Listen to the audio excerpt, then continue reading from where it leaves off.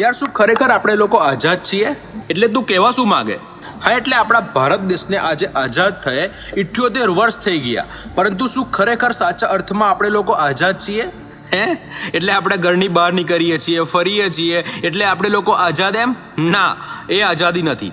આઝાદી એટલે આપણે ભ્રષ્ટાચારથી મુક્ત થઈએ. આપણે નોકરી મેળવવા માટે, ઓફિસમાં નોકરી મેળવવા માટે કે પછી સરકારી નોકરી મેળવવા માટે લાંચો રિશ્વતો ના આપવી પડે, એ આઝાદી. 100% ભાઈ. અને હા યાર, અહીંયા નોકરી મેળવવા માટે ભાઈ ભત્રીજા અને ઓળખાણો પણ ના કરવી પડે. લોકોને પોતાના ટેલેન્ટથી નોકરી મળે, એ આઝાદી. રસ્તાઓ સુરક્ષિત હોય, રાત્રે આપણી બહેનો, આપણી દીકરીઓ નિર્ભય રીતે કોઈ પણ પ્રકારની બીક વગર કે કોઈ પણ પ્રકારના ડર વગર રાત્રે નીકળી શકે, એ આઝાદી. પરંતુ અહીંયા તો નાની નાની બાળકીઓ પણ સુરક્ષિત નથી. અને જ્યારે ખેડૂતોનો પાક બગડે ત્યારે વર્ષો સુધી વળતર માટે દોડવું ના પડે, એ આઝાદી. હા મારા ભાઈ, અને સાચી વાત કરું તો આપણા દેશની દરેક સિસ્ટમ લોકો માટે કામ કરે, લોકોને દબાવે નહીં, એ સાચી આઝાદી. હા યાર.